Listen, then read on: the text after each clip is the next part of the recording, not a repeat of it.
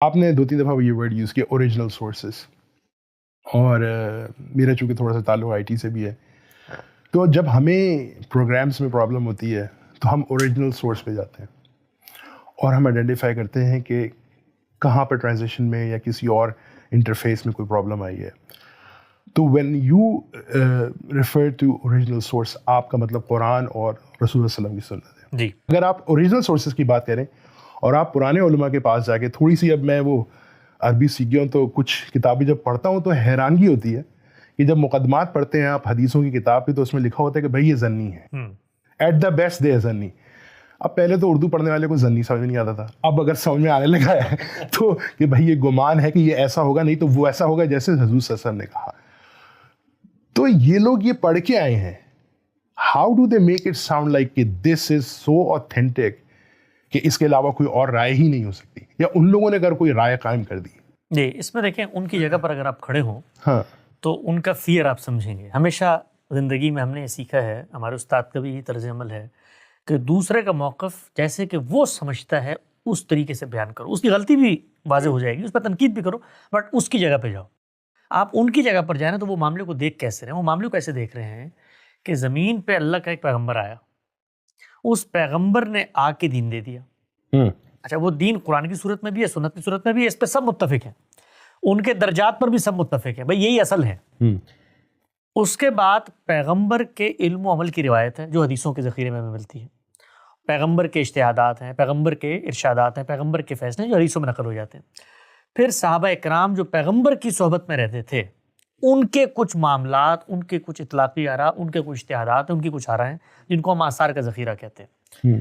ہمارے علماء اکرام جس وقت دین کا جائزہ لیتے ہیں، پیچھے مڑ کر دیکھتے ہیں، تو امت کی جو علمی روایت ہے، اس علمی روایت نے جس چیز کو بنیاد بنا لیا غور و فکر کے اندر، وہ چیز یہ تھی کہ جس بھی معاملے میں رسالت مآب صلی اللہ علیہ وسلم یا صحابہ کی نسبت سے کوئی رائے ہم تک پہنچ رہی ہے اور وہ رائے قرآن مجید کے بظاہر خلاف ہے، بظاہر خلاف ہے، بظاہر آپ کو لگ رہا ہے ایسے ایگزامپلز ہیں. مطلب قرآن مجید نے تو کہا تھا بھی زانی مرد ہو یا عورت ان کو 100 کوڑے مارنے ہیں، رسول اللہ صلی اللہ علیہ وسلم نے شادی شدہ کی شرط لگا کے رجم کر دیا، اب بظاہر تو خلاف ہے، کنٹرڈکشن تو آتی ہے نا. اچھا اور بہت ساری اس طرح کی آراء میں آپ کو بتا سکتا ہوں جو قرآن کے 4 کارنر سے تجاوز لگتا ہے. اب 2 طریقے تھے. پہلا طریقہ یہ تھا کہ آپ آگے بڑھ کے کہتے ہیں کہ بھئی جو اوریجنل سورس میں بات لکھی ہوئی ہے اس کی روشنی میں ہم اس بات کا جائزہ لے رہے ہیں، یہ بات وہاں پر فٹ بیٹھتی بھی نظر نہیں آ رہی. تو اب ہم یہ کہیں گے کہ جس شخص نے رسول اللہ کی نسبت سے یہ بات ہم تک پہنچائی ہے شاید اس کو غلطی لگ گئی ہے. ٹھیک. یا ایک طریقہ تو یہ ہے نا، سمپل آپ سٹینڈ کلیئر ہو جائیں کہ بھائی یہ پرابلم ہمیں پیش آئی اور یہ اس کا نتیجہ نکلتا تھا. اگر ہم مان لیں تو پھر کہنا پڑے گا کہ قرآن میں جو بات کی گئی ہے اس سے مختلف بات یہاں کی گئی ہے، یعنی اس میں 1000 سوالات پیدا ہوتے ہیں. آپ کانٹیکسٹ دیکھیں گے کس حالات میں کہی گئی اگر سمجھ میں نہیں آ رہی تو پھر اس بات کی تعویل ہوگی یا وہ رد ہو جائے گی. ٹھیک ہے. دوسرا طریقہ کیا ہے؟ دوسرا طریقہ یہ ہے کہ آپ آگے بڑھ کے کہیں بھئی اللہ میاں نے عربی زبان میں کلام دیا، وہ جن کی زبان تھی وہ زیادہ بہتر جانتے تھے ہم سے، ہمیں اس سے یہ بات سمجھ میں آ رہی ہے کہ شادی شدہ غیر شادی شدہ کے بارے میں ایک ہی سزا ہے. پیغمبر کو کچھ اور سمجھ میں آیا، تو اب پیغمبر کی جو سمجھ ہے اس کے مقابلے میں اپنی سمجھ کیوں لے کر آؤں؟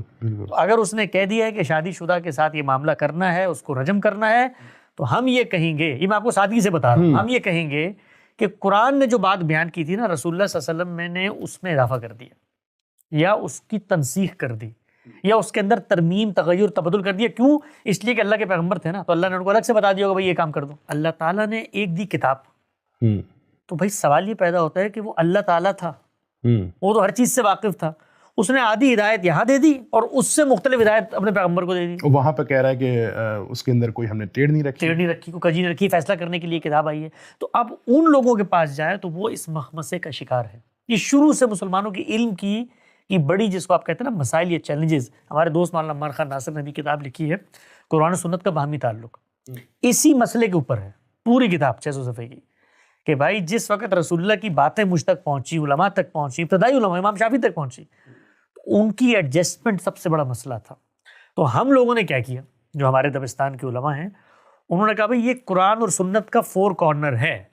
سب سے پہلی بات تو یہ ہے کہ اس سے مختلف کوئی بات روایت میں ہم قبول نہیں کریں گے. یہ پہلے اصول بنا لیا، ہو ہی نہیں سکتی کیسے ہو سکتی ہے کہ اللہ کا پیغمبر جو اپنی بات قرآن کی صورت میں دے رہا ہے اسی سے مختلف بات اپنی روایت کی صورت. تو ہم لوگ آگے بڑھ کے کہتے ہیں کہ اگر تو پیغمبر صلی اللہ علیہ وسلم میرے سامنے کھڑے ہو کے مجھے یہ کہتے نا تو پھر تو بات ہی ختم تو بات ہی ختم ہو جاتی ہے نا. میں کہتا بھائی مجھے شاید قرآن مجید سمجھ میں نہیں آ رہا, مجھے عربی آتی نہیں ہے, میں سب کچھ مان لیتا کیونکہ اللہ کا پیغمبر تو غلطی نہیں, پیغمبر کی نسبت سے لوگ بتا رہے ہیں. تو آؤ اس کا کانٹیکسٹ سمجھتے ہیں قرآن کی روشنی میں. جیسے ہی کانٹیکسٹ سمجھنے کا آغاز کیا ہم نے تو وہ ساری باتیں جو پیغمبر کی تھی وہ صحیح سب جگہ پہ بیٹھ گئی. یعنی وہی رسول اللہ کی حدیث تھی جس میں شادی شدہ کو رجم کیا گیا, تو ہم نے قرآن سے نکال کے بتا دیا کہ بھائی یہ تو زنا کی سزا ہی نہیں ہے, یہ تو فساد فی الارض کی سزا ہے. اس لیے کہ اس بندے نے صرف زنا نہیں کیا تھا, وہ تو لوگوں کی عزتوں میں حملہ آور ہو رہا تھا. تو جرم اپنی نوعیت کے لحاظ سے فساد بن چکا ہے.